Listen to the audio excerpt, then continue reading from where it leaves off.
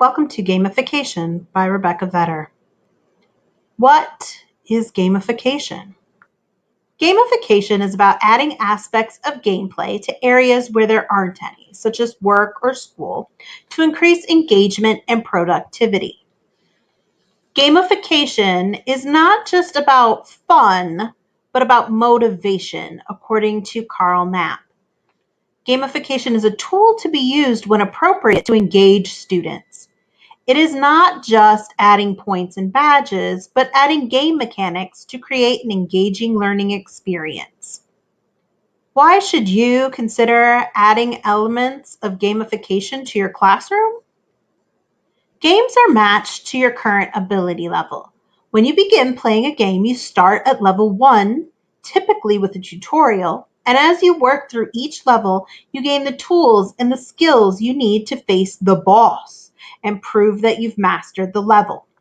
Starting with your current ability level allows you to master things at your own pace and never hit a wall of frustration that may lead you to give up.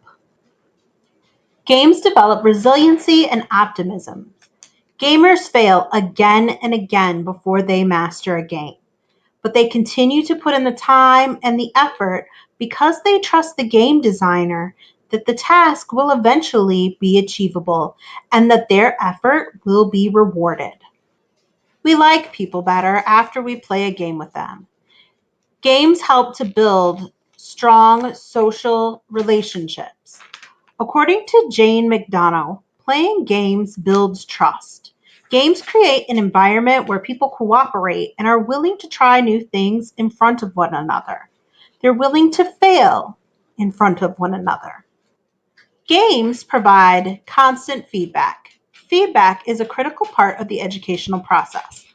In their article, Godwin and Miller assert that one of the most powerful keys to unlocking a student's motivation and perseverance is feedback.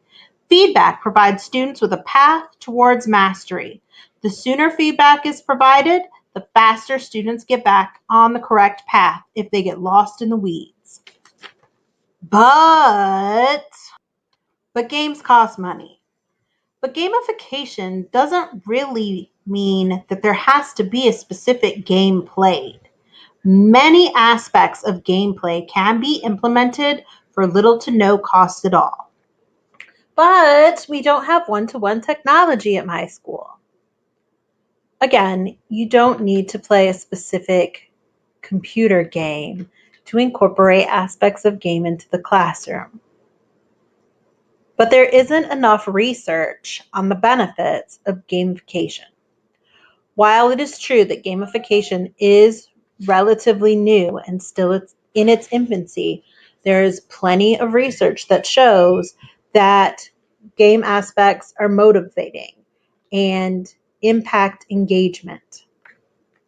Businesses are already utilizing gamification. McDonald's literally uses Monopoly to get you to buy more.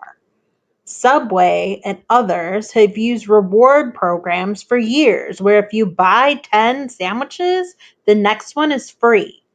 You get cash back for making purchases on your credit cards and frequent flyer miles. Bonuses are given for engaging in the desired behavior. But it's too much work. There are some simple ways to add elements of gameplay to your classroom without doing a lot of work. In the next section, I will explain many of them. How do I gamify my classroom? Quite simply, you can start by having a conversation about grades. In games, you don't begin with 100% and then lose points as you go. A first step would be to refer to grades as points earned towards a goal. So everybody starts with 0 and every point earned is an accomplishment.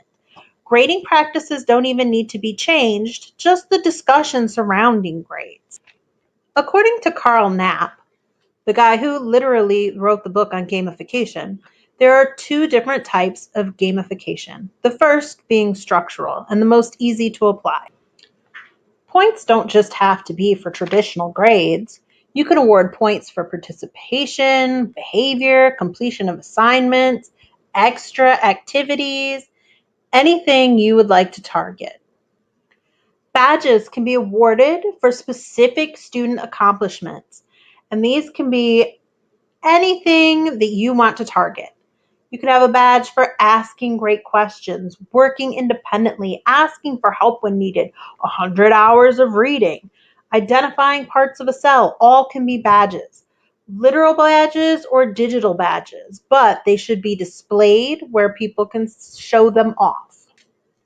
Content gamification is the second type, and it involves altering the content to be more game-like by adding the elements of story, mystery, and character.